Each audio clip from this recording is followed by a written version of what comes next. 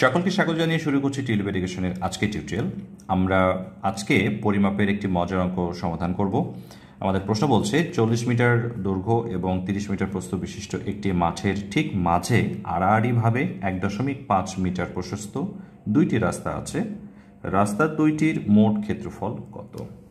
তো এই প্রশ্নটা পড়ে সবার আগে আমাদের যে জিনিসটা মাথায় আনতে হবে সেটা হচ্ছে যে অ্যাকচুয়ালি রাস্তা দুটি দেখতে কেমন হবে। তো আমি তোমাদেরকে হেল্প করার জন্য ছবিটা এঁকে ফেলছি রাস্তার।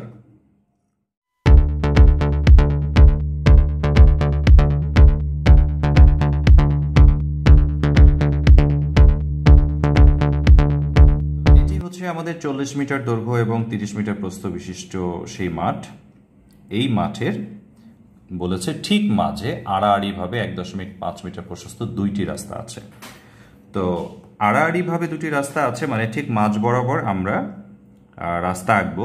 তবে আমি তোমাদেরকে রাস্তাটা একটু অন্যরকমভাবে, আমরা জানি যে দুটি রাস্তা যখন একটা অন্যটাকে ক্রস করে সেখানে একটা চার রাস্তার মোড় তৈরি হয়ে যায়। তো সেই মোড়টা আমি একটু তোমাদেরকে স্পেসিফিকভাবে বোঝানোর চেষ্টা করব। ধরো এখান থেকে নিয়ে এটা একটা রাস্তা, ওকে। এই রাস্তাটা আমাদের এসেছে প্রস্থ বরাবর রাস্তা, ঠিক আছে, এবং দৈর্ঘ্য বরাবর যে রাস্তাটা হবে সেটা ঠিক এরকম ভাবে হবে। এটা হচ্ছে দৈর্ঘ্য বরাবর রাস্তা।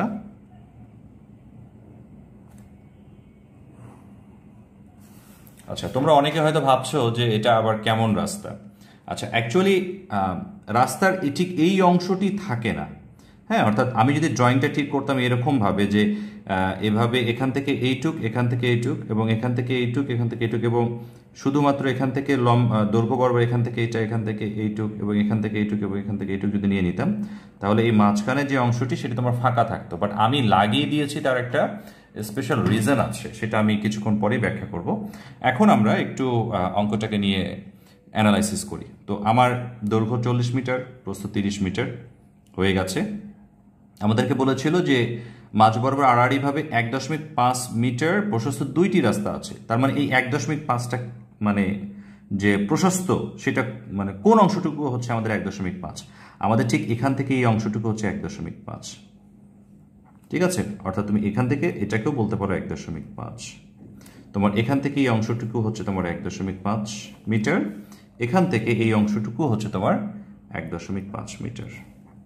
ইনফ্যাক্ট এখানে তুমি যেই রেখা চারটি দেখছো, এখান থেকে এটা, এখান থেকে এটা, এখান থেকে এটা, এবং এখান থেকে এটা, এগুলো প্রত্যেকটাই কিন্তু 1.5 করে আছে।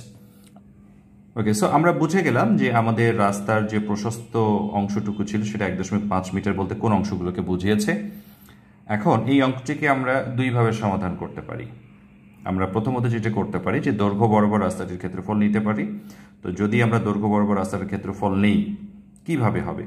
এই যে তুমি দেখছো এটি হচ্ছে তোমার দৈর্ঘ্য বরাবর রাস্তা, ঠিক আছে। সেক্ষেত্রে এই দৈর্ঘ্য তোমার 40 মিটারই থাকবে, ঠিক আছে, এবং রাস্তার যে প্রশস্ত ভাব সেটা তোমার প্রস্থ হিসেবে বিবেচিত হবে এবং তোমার প্রস্থটা হবে 1.5। তো আমরা কিভাবে লিখব? আমরা লিখব দৈর্ঘ্য বরাবর রাস্তাটির ক্ষেত্রফল।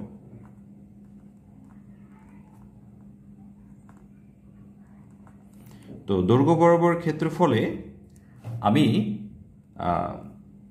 যেহেতু ক্ষেত্রফল নির্ণয় করছি, তাই না, রাস্তাটার ক্ষেত্রফল, আমি কিন্তু মাঠের ক্ষেত্রফল মানে চিন্তা করছি না, এটা কিন্তু কেয়ারফুলি আমাদেরকে ভাবতে হবে। তো তখন আমাকে দৈর্ঘ্য গুণ প্রস্থ নিতে হবে। দৈর্ঘ্য গুণ প্রস্থ হচ্ছে আমার 40 গুণ এই প্রস্থ বলতে রাস্তার যে প্রশস্ত ভাব সেটি, অর্থাৎ 1.5, এটা 1.5, এখান থেকে এটা 1.5, অর্থাৎ 1.5 এবং 40 আমাকে গুণ করতে হবে এবং সেটা আমার রেজাল্টে আসবে বর্গ মিটারে।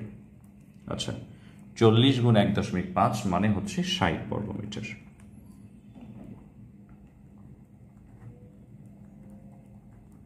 আমি দৈর্ঘ্য বরাবর ক্ষেত্রফলটা পেয়ে গেছি রাস্তার। আচ্ছা, এখন দৈর্ঘ্য বরাবর যেহেতু আমি ক্ষেত্রফলটা পেয়ে গেছি, একটু ভালো করে লক্ষ্য করে দেখো, আমার এই পুরোটার ক্ষেত্রফল আমি পেয়ে গেছি। এখন আমি যখন প্রস্থ বরাবর ক্ষেত্রফলটা নির্ণয় করতে যাব, তখন কি এই অংশটুকুকে কি আমি আর নিতে পারবো? আমি তো এই অংশটুকুকে এই দৈর্ঘ্য বরাবর ক্ষেত্রফলের মধ্যে নিয়ে ফেলেছি, আমি কিন্তু এই অংশ দুটিকে মিন করছি। ঠিক আছে, তো আমি তো নিয়ে ফেলেছি। তো যখন আমি প্রস্থ বরাবর ক্ষেত্রফলটা বের করতে যাব, তখন আমার কি করতে হবে, এই অংশটুকু আমাকে বাদ দিয়ে দিতে হবে। অর্থাৎ আমরা কিভাবে লিখব, আমরা লিখব প্রস্থ বরাবর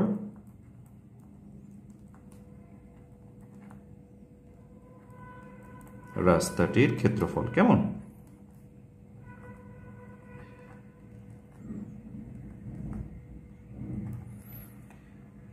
প্রস্থ বরাবর রাস্তাটির ক্ষেত্রফলে কি হচ্ছে, আমার যে প্রস্থ সেটি আগে নিয়ে ফেলবো। তো আমার প্রস্থ কিন্তু এটা, তাই না? আমার প্রস্থ কিন্তু 30 মিটার। ঠিক আছে, এখন তুমি দৈর্ঘ্যর কথাটা ভুলে যাও, যে মাঝখান দিয়ে একটা রাস্তা আছে এটা ভুলে যাও, প্রস্থ বরাবর রাস্তাটা চিন্তা করো। এখান থেকে এটা 30 মিটার, এখান থেকে এটা 30 মিটার। তো আমরা যখন কোনো কিছুর ক্ষেত্রফল নির্ণয় করি, ধরো এটা একটা আয়তক্ষেত্র, যখন আমরা ক্ষেত্রফল নির্ণয় করি তখন দৈর্ঘ্যর সাথে প্রস্থ গুণ করি। আমরা কিন্তু একটা দৈর্ঘ্য নেই, একটা প্রস্থ নেই, তাই না? তাতেই কিন্তু আমরা ওই আয়তাকার ক্ষেত্রটির ক্ষেত্রফলটা নির্ণয় করে ফেলতে পারি। তো আমি যখন এই প্রস্থ বরাবর রাস্তাটার ক্ষেত্রফল নিচ্ছি, তখন এই পুরো প্রস্থটা তো আমার 30 মিটার, বাট এই 30 মিটার থেকে কিন্তু আমার এই 1.5 এই অংশটুকু আমাকে বাদ দিয়ে দিতে হবে। কারণ এই অংশটুকু আমি যখন দৈর্ঘ্য বরাবর রাস্তাটার ক্ষেত্রফল নির্ণয় করেছি, তখন এই 1.5 ওই দৈর্ঘ্য বরাবর রাস্তাটির ক্ষেত্রফলের মধ্যে পড়ে গিয়েছিল, যার কারণে আমাকে এই 30 মিটার থেকে 1.5 মিটার বিয়োগ করে ফেলতে হবে। এটি হচ্ছে আমার প্রস্থটা গুণ রাস্তার প্রশস্ততাটা ঠিক থাকবে, এই অংশটুকু আমার ঠিক থাকবে। এটু তো আমার 1.5, এখানে তো আর অন্য কোনো অংশ নেই।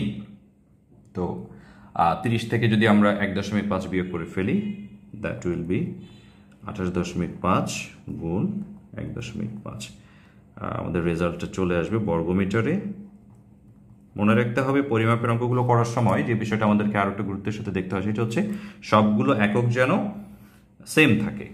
হ্যাঁ, যে একটা মিটারে থাকলে একটা সেন্টিমিটার থাকলো, ঠিক এভাবে নিয়ে অঙ্ক কিন্তু করা যাবে না। ওকে, অর্থাৎ 28.5-এর সাথে যদি এখন আমরা 1.5 গুণ করি, আমাদের রেজাল্টটি আসবে 42.75 বর্গমিটার। কেমন? তো আমরা দৈর্ঘ্য বরাবর রাস্তার ক্ষেত্রফল পেয়েছি 60 বর্গমিটার, প্রস্থ বরাবর রাস্তার ক্ষেত্রফল পেয়েছি 42.75 বর্গমিটার। আমাকে প্রশ্ন বলেছিল রাস্তা দুইটির মোট ক্ষেত্রফল কত। অর্থাৎ আমরা খুব সহজেই রাস্তা দুটির মোট ক্ষেত্রফল বের করে ফেলতে পারবো। রাস্তা দুইটির মোট ক্ষেত্রফল কি করতে হবে, আমাদেরকে এই 60 বর্গমিটারের সাথে এই 42.75 বর্গমিটার আমাদেরকে যোগ করে ফেলতে হবে, এবং আলটিমেটলি রেজাল্টটা আসবে 102.75 বর্গমিটার। বাস, এটি কিন্তু আমাদের কাঙ্ক্ষিত রেজাল্ট। আমি বলেছিলাম অঙ্কটা দুইভাবে করা যায়, এটা হচ্ছে একটা ওয়ে। 2 নম্বর ওয়ে যেটা আছে, অনেকের মধ্যে প্রশ্ন আসতে পারে যে স্যার আমরা দৈর্ঘ্য বরাবর রাস্তাটার ক্ষেত্রফল আগে বের না করে প্রস্থ বরাবর কি করতে পারি? হ্যাঁ, আমরা অবশ্যই সেটি করতে পারি। তখন আমাদের কি করতে হবে, আমি সেটিও দেখিয়ে দিচ্ছি। আমরা তখন কি করব, যে 30 গুণ 1.5 করে ফেলবো। তো 30-এর সাথে যদি আমরা 1.5 গুণ করে ফেলি, আমাদের রেজাল্ট চলে আসবে 45 বর্গমিটার। আমরা কি করেছি, প্রস্থ বরাবর পুরো ক্ষেত্রফলটা নিয়ে ফেলেছি। তখন আমার এটা 30 মিটার পুরোটা কমপ্লিটলি নিয়েছি, আর 1.5 মিটার রাস্তার প্রশস্ততা। তো আমি প্রস্থ বরাবর ক্ষেত্রফলটা বের করেছি।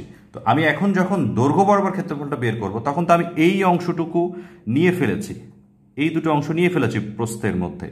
তখন কি করতে হবে, যে আমার এই 40 বর্গমিটার থেকে যে অংশটুকু আমি নিয়ে ফেলেছি 1.5, সেটিকে বাদ দিয়ে দিতে হবে, এবং রাস্তার যে প্রশস্ততা সেটি ঠিক থাকবে। তাহলে আমরা যে রেজাল্টটা পাবো 38.5 গুণ 1.5। তাহলে 38.5-এর সাথে যদি আমরা 1.5 গুণ করি, আমাদের রেজাল্ট আসবে 57.75। এখন এই 57.75 বর্গমিটারের সাথে 45 বর্গমিটার যদি আমরা যোগ করে ফেলি, তাহলে আলটিমেটলি আমাদের সেই একই রেজাল্ট 0.75 বর্গমিটারই চলে আসবে, যেটা আগের অ্যান্সারের সাথে একদম হুবহু একই আসতে বাধ্য, কারণ আমরা তো কোনো রং প্রসিডিউর মেনটেন করি নাই যে আমাদের রেজাল্টটা আসবে না। ঠিক আছে, তাহলে তোমরা দেখলে কত সহজেই এই অঙ্কটিকে আমরা সমাধান করে ফেললাম। আজকের মতো এখানে শেষ করছি, নেক্সট টিউটোরিয়ালে আবারও দেখা হবে। ধন্যবাদ সকলকে।